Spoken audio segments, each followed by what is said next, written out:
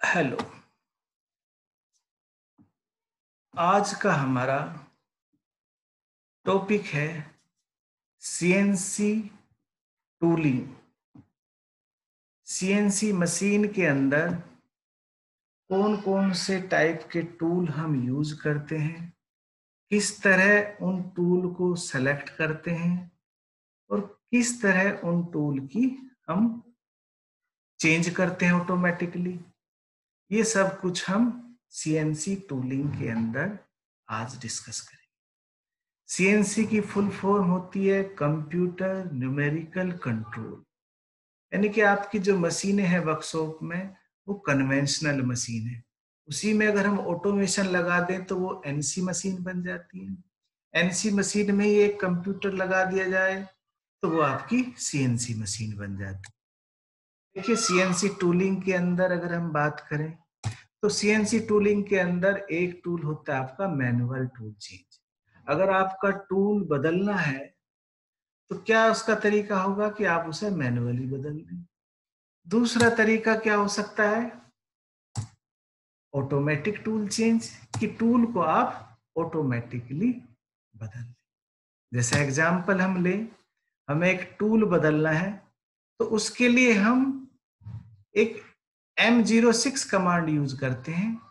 M0 command जब हम लगाएंगे तो हमारा टूल नंबर 5 सेलेक्ट हो जाएगा। इसी तरह जब हमें दूसरा टूल लगाना है, लाइक फिनिश का टूल लगाना है, तो हम M06 कमांड लगाएंगे और टूल नंबर 7, तो T7 से हम टूल का आइडेंटिफिकेशन करते हैं और M06 से हम उसको टूल को देते हैं।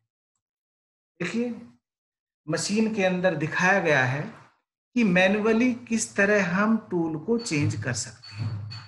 ये मैनुअली, जैसे ड्रिल आप बदलते हो तो उसके ड्रिल जो है आर्बर के अंदर हम फिट कर देते हैं, ड्रिल को उसके अंदर सेट कर देते हैं। This is manual tool change. Automatic tool change, automatic tool change के अंदर the CNC machine are design to perform a number of operation in a single setting of job. जो हमारी आधुनिक कंप्यूटर न्यूमेरिकल कंट्रोल मशीन होती है वो इस तरह डिजाइन की जाती है कि उसमें एक साथ नंबर ऑफ ऑपरेशन एक ही सेटिंग में किए जा सके। ए नंबर ऑफ टूल में be required for making a complex part. कोई ऐसी ज्यामिति, कोई ऐसी शेप एंड साइज जो बहुत कॉम्प्लेक्स हो, जिगजैग हो, उसके लिए हमें नंबर ऑफ टूल की आवश्यकता होती है, यानी कि वेरियस टूल की आवश्यकता होती है। In a manual machine tool are change manually whenever required. Manual machine के अंदर हम टूल को मैनुअली बदल देते हैं। In CNC machine tool are change through a program instruction, यानी कि जो प्रोग्राम के इंस्ट्रक्शन है उनके आधार पे हम सीएनसी मशीन के अंदर टूल यूज कर दें। Tool are fitted in a tool magazine और टूल ड्रम। जो हमारे टूल होते हैं वो एक मैगजीन के अंदर सेट होते हैं या एक ड्रम के अंदर लगे होते हैं। When a tool need to be change, जब हमें आवश्यकता होती है टूल बदलने की, drum rotate to an empty position. Drum जो है एक एम्प्टी पोजीशन पे जाता है और जो टूल काम कर रहा है उस टूल को खींच लेता है और फिर क्या करता है, then it again rotate to position a new tool. जो सा नया टूल लगाना है उस पोजीशन पे पहुंच जाता है, fit it and then retract, फिर नया टूल उसके अंदर लगा देता है। This is the typical tool changing sequence of automatic tool changer. ये एक तरीका है नया टूल लगाने का। तो इस तरह हम मैनुअल की जगह ऑटोमेटिकली टूल चेंज कर सकते हैं सीएनसी मशीन के अंदर। देखें दो विधियां, एक है हमारा drum type. Drum type automatic tool changer के अंदर क्या होता है, जब हमें केवल टूल 30 तक लगाने हो तो उसकी पेरिफेरी के ऊपर वो हम लगा देते हैं, जैसा यहाँ दिखाया गया है। वेरियस टूल आपके लेस देन 30 यहाँ लगे हुए हैं। जो सा टूल चाहिए यहाँ से उठा के मशीन के हेड स्टॉक के अंदर लगा देंगे। इसके अंदर टूल को सर्च करना आसान होता है ड्रम टाइप। दूसरी टाइप है हमारी चेन टाइप, यानी कि टूल जो है चेन के ऊपर लगे रहते हैं। जैसे आप देख रहे हो एक चेन घूमती है, उस चेन के अंदर हमारे वेरियस टूल लगे रहते हैं। जब हमें टूल की आवश्यकता मोर देन 40 हो, जब हमें 40 से अधिक टूल की आवश्यकता हो, तब चेन टाइप यूज करते हैं। लेकिन ड्रम के कंपेयरली इसकी जो स्पीड है वो सेलेक्ट करने की वो कम है। एक सीएनसी मशीन के अंदर हमें दिखाया गया है कि किस तरह वेरियस शेप एंड साइज के टूल हमारे लगे रहते हैं। जो सा भी टूल हमें लगाना हो उससे हम ऑपरेशन कर सकते हैं। कोई शेपिंग का टूल होगा, कोई फिनिश का टूल होगा, कोई फेस मिलिंग का होगा, कोई थ्रेडिंग का होगा, कोई टेपिंग का होगा, कोई ग्रूविंग का होगा। वेरियस वर्क के लिए वेरियस टाइप के टूल हमारे लगे होंगे। हार्बर दिखाया, टूल होल्डर दिखाया है कि टूल होल्डर के अंदर हम किस तरह टूल को फिट करते हैं। This is for CNC tooling. Direct tool changer, कैसे हम टूल को डायरेक्टली चेंज कर सकते हैं, किस तरह ऑटोमेटिकली नया टूल लगाने के लिए हम टूल चेंजर यूज करते हैं। फिगर के अंदर दिखाया गया है, पिक्चर के अंदर दिखाया गया। देखिए एक नया टूल लगाने के लिए किस तरह जो हमें टूल सेलेक्ट करना है, वो टूल लेंगे, वहां से वो खुलेगा और फिर नई पोजीशन पे हमारा टूल लग जाता है। एक सिंगल आर्म मैकेनिज्म दिखाया हुआ है कि टूल मैगजीन के अंदर हमारे नंबर ऑफ टूल लगे होंगे, उसके टूल चेंजर पिवट एक लगी होगी, जिसकी सहायता से हम नया टूल रोटेट करके नई पोजीशन पे लगा सकते हैं। तो एक सिंगल आर्म मैकेनिज्म द्वारा हम नया टूल सेलेक्ट करके और मशीन के ऊपर फिट कर सकते हैं। दूसरा पिवट इंसर्शन मैकेनिज्म, इसके अंदर एक पिवट होती है जो रोटेट करने पे नया टूल उठाती है और मशीन के अंदर फिट कर देती है। टूल मैगजीन के अंदर जो टूल होगा उसको उठा के नई पोजीशन पे टूल लगा। ये कार्य किसके द्वारा होता है? Pivot insertion mechanism. तो ये दूसरा हमारा मैकेनिज्म है टूल को सेलेक्ट करने का। देखिए एक ऑटोमेटिक टूल चेंजर दिखाया गया है कि रोटेट करता है और नया टूल सेलेक्ट करके हेड स्टॉक के अंदर टूल मैगजीन से शिफ्ट कर देता है। तो इस तरह हमारा टूल हमारा मैगजीन से मशीन के अंदर फिट हो जाता है। देखिए एक मशीन दिखाई हुई है, ऑटोमेटिक सीएनसी मशीन। इस सीएनसी मशीन के अंदर नंबर ऑफ टूल लगे होंगे मैगजीन में। जो सा टूल चाहिएगा वो हम मशीन पे फिट कर सकते हैं और अपना ऑपरेशन कर सकते हैं। तो सीएनसी मशीन के अंदर वेरियस टूल लगे होंगे, उन वेरियस टूल में से जो भी टूल हमें चाहिए उसको हम सेलेक्ट करके यूज कर। देखिए एक टूल मैगजीन दिखाई गई है, वेरियस टूल इस मैगजीन के अंदर लगे हुए हैं। ये मैगजीन जब रोटेट करती है तो इनमें से कोई सा भी टूल हम सेलेक्ट कर लेते हैं और सेलेक्ट करने के बाद उसको यूज कर लेते हैं। टूल चेंजिंग के लिए हम एक रोबोट्स का भी यूज कर सकते हैं कि एक रोबोट्स आर्म होगी जो रोबोट्स टूल को सेलेक्ट करेगी और मशीन के अंदर फिट कर देगी। जैसा कि हमने रोबोटिक्स प्रेजेंटेशन के अंदर भी डिस्कस किया था कि वेरियस टाइप्स के रोबोट्स होते हैं, Cartesian robots, polar robots, cylindrical robots. उन वेरियस टाइप की उनकी अलग अलग डिग्री ऑफ फ्रीडम होती है। उस डिग्री ऑफ फ्रीडम के अनुसार हम उस रोबोट्स को यूज करते हैं और सीएनसी मशीन के अंदर उस टूल को हम चेंज कर सकते हैं। एक रोबोट्स दिखाया हुआ है एफएमसी। एफएमसी का मतलब है फ्लेक्सिबल मशीनिंग सेंटर। इस एफएमसी के अंदर कई मशीनों के अंदर एक ही रोबोट्स हमारे टूल को सेलेक्ट करता रहेगा और चेंज करता रहेगा। तो इस तरह हम एक एफएमसी मशीन के अंदर हम वेरियस टाइप के टूल को एक रोबोट की सहायता से सेट कर सकते हैं। देखिए सीएनसी टूलिंग में एक मैगजीन दिखाई गई है, वेरियस टूल उसके अंदर लगे हुए हैं। उन टूल को हम अपनी सुविधा अनुसार चेंज कर सकते हैं। इसके लिए बहुत से कुछ एडवांस टेक्निक्स है like ASRS, automatic storage retrieval system. यानी कि टूल हमारे एक रैक के अंदर लगे होंगे, जोन सा टूल चाहिए ASRS उसको उठाएगा और आके मशीन मैगजीन में लगा देगा। इस तरह हम वेरियस टाइप के टूल ASRS सिस्टम के द्वारा यूज कर सकते हैं। इसे ऐसे समझे हमें पार्किंग करनी है, किसी एक भीड़ भाड़ की जगह पे हमें पार्किंग बनानी है। पार्किंग हम कई लेयर की पार्किंग बना ले, एक लेयर पे मान ले 10 गाड़ियां खड़ी हो सकती हैं, दूसरी पे 10 खड़ी हो सकती हैं, ऐसे हम 20 माले बना ले, तो हर माले पे हमारी वेरियस गाड़ी एक रैक में रख दी जाएगी। एक ऑटोमेटिक डिवाइस उस गाड़ी को उठाएगी और रैक के नीचे रख देगी। जो नई वाली गाड़ी है उसको उठा के फिर वहां दराज में रख देगी।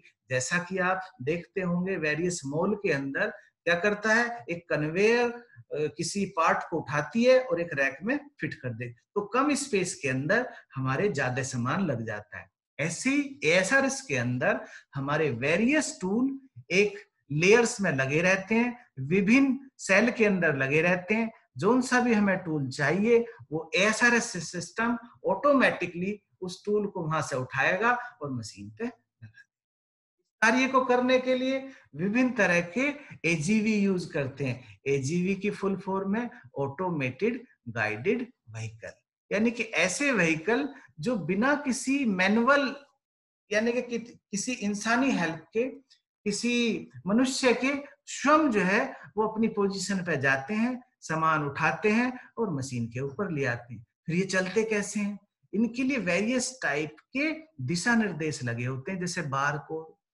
रेट के लिए मशीन कैसे सेंस करती है, वो नंबर ऑफ बार कोड लगे रहते हैं, कुछ बाइनरी नंबर रहते हैं, उनसे वो निर्देश लेते हैं। ऐसे ही इनके लिए भी हर जगह पे जो बार कोड लगा रहेगा उस पर एक इंस्ट्रक्शन लगी होगी कि सामान को उठा के कहाँ ले जाना है। ऐसे ही वेरियस टाइप के कलर सिग्नल लगे होंगे, उन कलर सिग्नल के आधार पर वो लेफ्ट राइट मुड़ेगा और ऑटोमेटिकली एक पोजीशन से दूसरे पोजीशन पे हमारे वर्कपीस या टूल को शिफ्ट कर देगा। This is advance AGV system, जो कि इंडस्ट्री में किसी पार्ट को ट्रांसफर करने के लिए यूज किए जा सकते। टूल प्रोबिंग, लाइक टूल की हमें देखना है कि उसके अंदर किसी तरह की एक्यूरेसी तो गड़बड़ नहीं होगी है, वो टूल प्रोबेबिंग के अंदर हम उसको चेक कर सकते हैं। जैसे लेथ के अंदर लेथ टूल की हम शेप एंड साइज को करेक्ट कर सकते हैं, चेक कर सकते हैं, कुछ उसके अंदर अनइवननेस तो नहीं आ गई, कुछ उसकी आगे से वो वियर तो नहीं होगी, ये सब चीजें हम टूल प्रोबेबिंग द्वारा ज्ञात कर सकते हैं। टूल आइडेंटिफिकेशन, टूल आइडेंटिफिकेशन के लिए क्या करते हैं, उसका एक आईएसओ नोमेनक्लेचर होता है, उस नोमेनक्लेचर के अनुसार वो टूल हमारा डिफाइंड रहता है। जैसे कि यहाँ दिखाया गया है MCLNR 163B, यहाँ पे ईच अल्फाबेट्स का कुछ नंबर होता है। जैसे M जो है क्लैंप के लिए बताता है, C टूल की शेप के लिए बताता है, L टूल की स्टाइल के लिए बताता है, N हमारा उसकी जो टूल है उसका क्लियरेंस एंगल बताता है, R जो है हैंड ऑफ द टूल बताता है, यानी कि किस मशीन पे वो लगना है। जैसे M अगर हम यहाँ M की जगह P यूज करें तो क्लैंपिंग अलग होगी, इसी तरह W यूज करें तो क्लैंपिंग और होगी। M का मतलब है यहाँ पे डबल क्लैंपिंग, यानी कि उसके अंदर डबल क्लैंप यूज की गई है। C का मतलब है टाइप ऑफ इंसर्ट, कि कौन सी इंसर्ट है। C का मतलब होता है रोम्बिक इंसर्ट, एक आयताकार इंसर्ट उसके अंदर टूल के अंदर लगी हुई है। अगर T का मतलब है तो एक ट्रायंगुलर इंसर्ट लगती है, S का मतलब स्क्वायर लगती है, R का मतलब राउंड लगती है। इस तरह हमारी वेरियस शेप की इंसर्ट इस होल्डर के अंदर लग सकती है। L क्या है, L जो है हमारा उसका स्टाइल बताता है कि 95 डिग्री का आगे से टूल है या 90 डिग्री का है या 85 का है, इस एंगल का, क्योंकि शेप जो है कहाँ में मशीनिंग करनी है, लाइक फेसिंग के लिए अलग स्टाइल चाहिए, रफ कटिंग के लिए अलग चाहिए, अलग अलग ऑपरेशन के लिए हमें अलग अलग टाइप की शेप चाहिए। एन का मतलब है हमारी क्लियरेंस एंगल, कि हमारा क्लियरेंस एंगल कितना होगा। लाइक एन का मतलब है जीरो क्लियरेंस एंगल, अगर वहीं पी वर्ड यूज किया जाए तो उसका मतलब होता है कि क्लियरेंस एंगल हमारा 5 डिग्री होगा। इस तरह हमारे वेरियस टाइप के क्लियरेंस हम इसके अंदर यूज कर सकते हैं। आर का मतलब है कि राइट हैंड टूल है या लेफ्ट हैंड टूल है। अगर यहाँ पे आर यूज किया गया है तो उसका मतलब ये राइट हैंड मशीन के लिए, यानी कि ये लेफ्ट टू राइट चलेगा। अगर एल होगा तो इसका मतलब वो लेफ्ट हैंड के लिए है, यानी कि वो राइट टू लेफ्ट चलेगा। इस तरह हमारे वेरियस टाइप के right hand and left hand tool use कर सकते हैं। 16 का मतलब है जो शैंक साइज है वो किस साइज की, यानी कि 16 मिलीमीटर की। अगर 20 आ जाएगा तो 20 मिलीमीटर की, और 25 आ जाएगा तो 25 मिलीमीटर की। जनरली 16, 20 और 25 मिलीमीटर की हम शेंक यूज करते हैं। इसी तरह 3 और बी, ये कुछ मैन्युफैक्चरर के कोड हैं, जो मैन्युफैक्चरर को पता होता है कि किस पर्पज के लिए हमने यूज किया है। इस तरह हम एक टूल की आइडेंटिफिकेशन, एक नोमेनक्लेचर कर सकते हैं। इसी तरह हम इंसर्ट की भी नोमेनक्लेचर कर सकते हैं, लाइक CNMG 120408। यानी कि सी का मतलब फिर वही इंसर्ट की शेप, एन का मतलब क्लियरेंस एंगल, एम का मतलब है कि वो ग्राउंडिंग मेथड से बनाई है या माउल्डिंग मेथड से बनाई है, एंड एन उसके अंदर होल किस तरह का। इसी तरह हमारे टूल होल्डर की नोमेनक्लेचर है, इसी तरह इंसर्ट की भी। आगे बढ़ते हैं। देखिए सीएनसी ड्रिल को किस तरह हम जो है एक जगह से दूसरी जगह फिट कर सकते हैं, लगा सकते हैं। टूल कंडीशनिंग मॉनिटरिंग, यानी कि टूल को चेक करना कि उसके अंदर कोई वियर तो नहीं आ गई है, कोई घिसाव तो नहीं हो गया है, कोई फेलियर तो नहीं हो गई है। ये हम एक लैब के अंदर एक मशीन के ऊपर लगा के एक कंप्यूटर के द्वारा उसको चेक कर सकते हैं।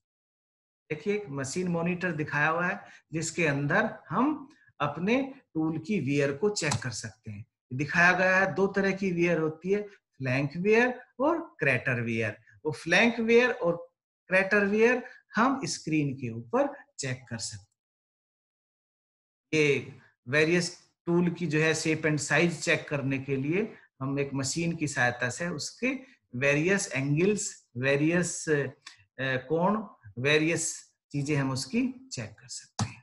देखिए एक टूल होल्डर ड्रा बार दिखाई गई है कि कैसे हमारी सीएनसी के अंदर एक टिपिकल ड्रा बार यूज। टूल होल्डर दिखाया गया है कि किस तरह उसके अंदर टूल होल्डर को हम लगा, एक किस तरह उसके अंदर टूल होल्डर के अंदर हम ड्रो बार को लगाते हैं, स्पिंडल के अंदर कैसे फिट होता है, उसके अंदर टेपर लगा होता है, उस टेपर के कारण वो टूल उसमें फिट हो जाता है। ठीक है, यहीं पे हमारा ये आज सीएनसी टूलिंग का लेक्चर समाप्त होता है। आशा है आपको अच्छा लगा है। अगर आपको ये अच्छा लगा हो तो इसे लाइक और सब्सक्राइब करना और अपने परीक्षाओं के लिए तैयार करना, और आपके लिए ये धन्यवाद।